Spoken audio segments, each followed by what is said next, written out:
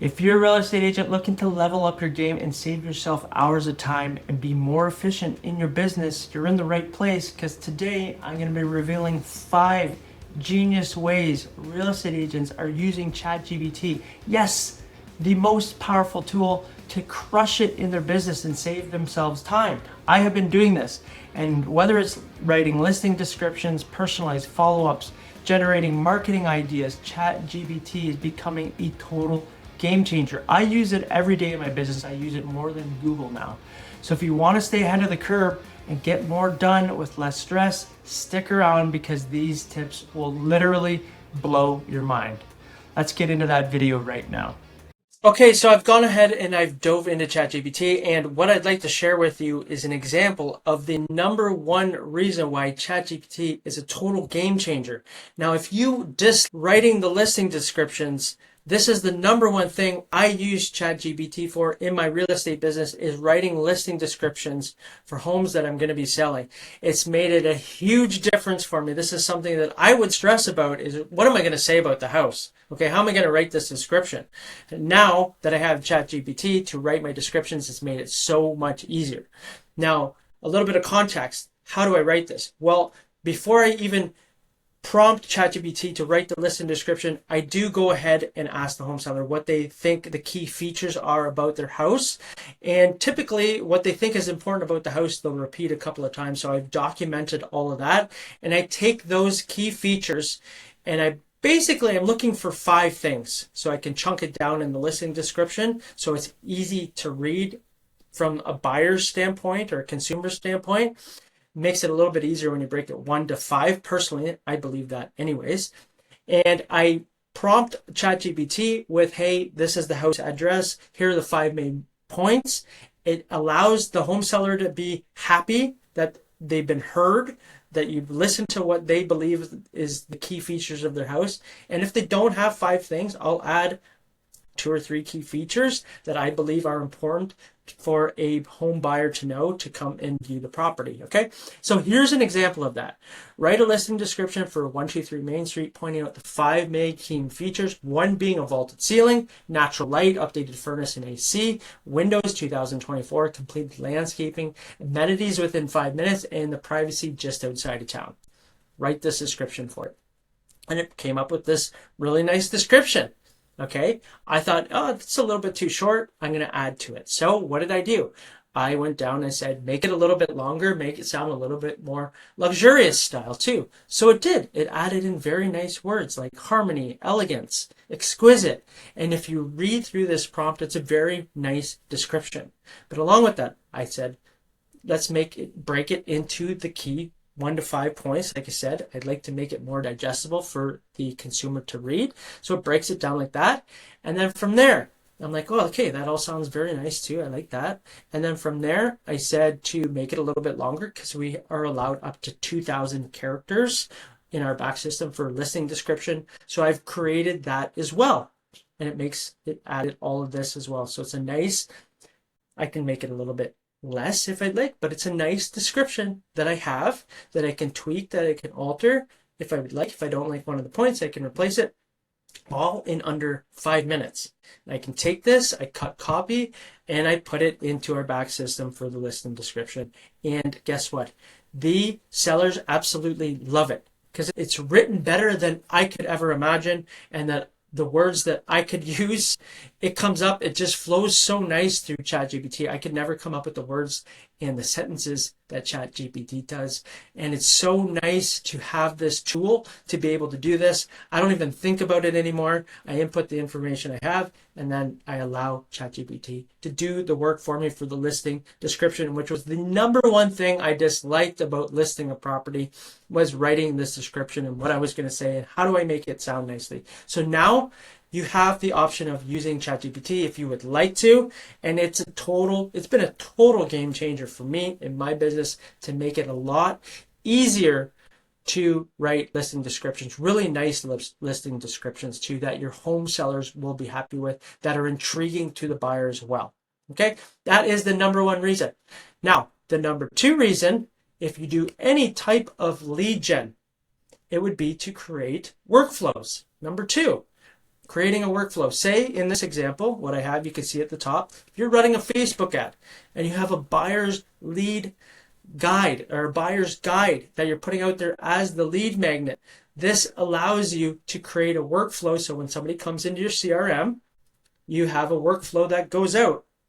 And in this example, what I like to do is make sure people are being in touch with at least 6 to 12 months. If I haven't heard from them after 12 months, I typically will delete them.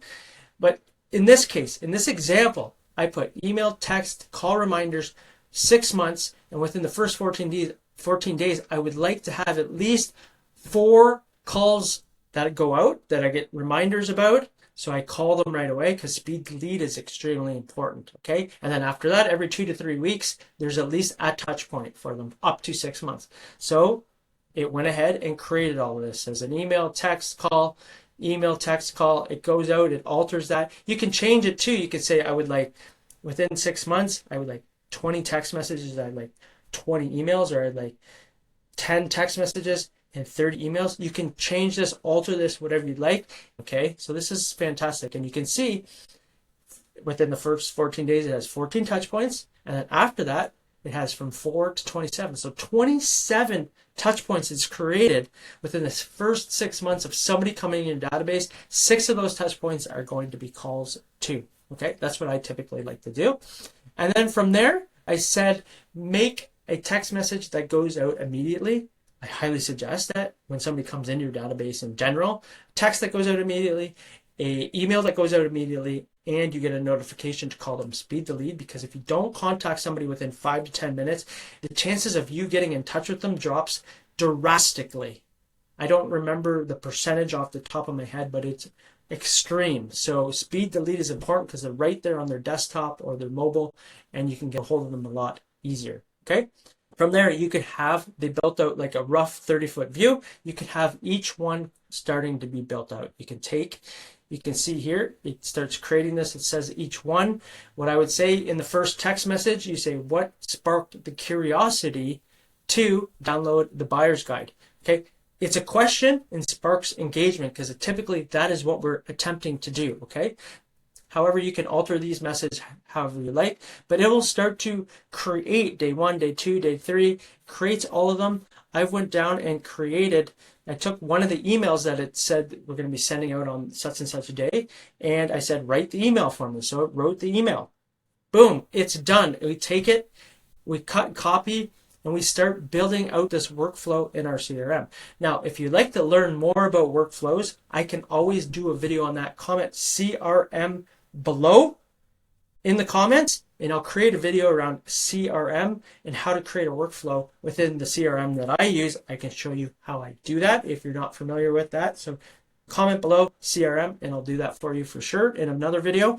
But you can take everything that's laid out here for a workflow and you can input this now into your CRM. This is very powerful because now you can have buyer's guides, seller's guides, investment spreadsheet if you have an analysis spreadsheet that you can give away too, depending on what your niche is, home sold reports, whatever it is, a lead magnet to attract a lead. You get them into your CRM and now you have a workflow for, in this case, 6 months. You could do this up to a year where they're getting texts, phone calls, and email. They're getting all of it. You're hitting them 3 different ways, which allows you to learn on top of that what is their form of communication, because typically when you're hitting them in those 3 ways, or you're reaching out to them those 3 ways, I should say, is you'll see which way they respond back, and from there, that is typically their form of communication. Okay, so you can create workflows. That is number 2, which leads me into number 3, which is having a newsletter that goes out every month. Okay, if you have a database of people, you've just been attracting leads, now you have an email list of people that, again, you would like to stay in touch with and create something a little bit more personal. So you can create an email newsletter. And typically what I do, and I'll share in this example, is the stats. I do this every month to anybody on my email list. I create an email that goes out that they receive, and it talks about the stats of their local market, something they will be interested in. And everybody likes to know the stats or where their local economy is sitting. So this is a nice way to keep in touch with them as well. I do suggest if you have listings coming out, obviously you can send that out to your email list as well. At least 2 touch points during a month will be very helpful to stay top of mind. So in this example, I said, write an email to my database about the monthly stats in May. Here's the home price, here's the list to sold price, days on market, active listings, number of sales, and it writes a nice email that I can cut and copy and I can send out to my database within my CRM, or if you're using a third-party email responder, you can send it out in there as well. And you have a nice email. You don't even have to think about it. You just give the stats, and now you have a nice email that you can send out. I said make it a little bit longer, make it more conversational, which it did. Made it a little bit more longer and a little bit more conversational. I like this email, so I would have taken this and put it into my CRM and send it out to my database. Now, which leads me really into number 4 is what I do as well as I shoot a video, a YouTube video talking about this. Not only are they seeing this in the written format, then they get to know you on video as well. And some of you would be like, no, I don't shoot videos. That's not for me. I get it. However, if you would like a lead to know you better, them hearing your tonality, your body language, who you are, builds trust before they ever meet you, okay? Video will do that for you. So if you haven't done that, I highly suggest considering stepping out of your comfort zone and trying it. It doesn't have to be long, 3 to 4 minute video, and it leads into the next one, which you can have it write a script for you of what you can do, and you can take this script, put it on a teleprompter, and you can talk about it. Or you can shoot a Loom video, just like this, where you're going into your back system, and you go to the historical stats and you're just pointing out, just like this. You're pointing out here, there, this is what the prices were, this is what it is. You're basically breaking it down for them. And if you're using Loom, you get a nice link you can send out to them too. All right. So think about this as another opportunity to connect with your audience, connect with your database, and use ChatGPT to write scripts for your videos. Okay. It's a wonderful opportunity to basically turn your email newsletter into now a video, which is going to lead into number 5. You can then turn this into a social post, which is going to be shorter. Okay, so you take this, you break it down, and you use this as a social post too. That is number 5. So you're using it 3 different ways now to this email newsletter that you created originally. Now you have it on your social post broken down a little bit shorter, which you can see right here. Okay, and you go into Canva. If you haven't used Canva, I highly suggest it to create a marketing material or a little post with some of the market stats on it or something around real estate, and then you post this below, and now you have a nice social post that goes out every month. So you have a newsletter that goes out, you have your YouTube channel that goes out, or a video that goes out, and you also have now this social post. So that, boom, that takes care of one way to touch with your audience for the entire month, okay? And we can create that very easily off of one very focused stat video. Now, you can, from here, if you'd like to create more videos or do one a week or every 2 weeks, instead of building out your YouTube channel, type in ChatGPT, what are topics that people in our area would like to know? Okay, people moving to the area, what would home sellers like to know? What are they talking about? What are they searching?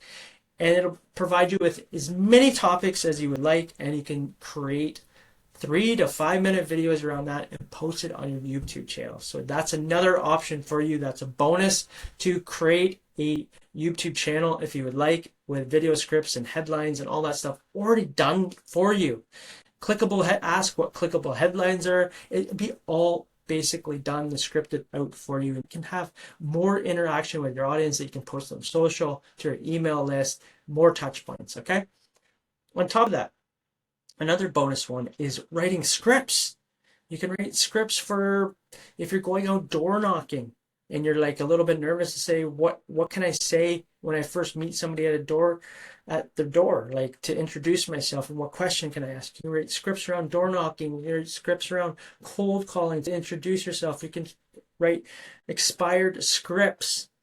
Okay, if you're talking to expired listings, like scripts around that. You can write scripts around anything as well, so that's another option. There's literally so many different avenues you can go with this. You can write it for creating a buyer's or seller's guide, the outline of it. There's so many things. So start to think outside of the box how chat GPT can be a tool in your business that saves you time, saves you effort, so you can spend more of your time with your clients doing the things that you love and enjoy.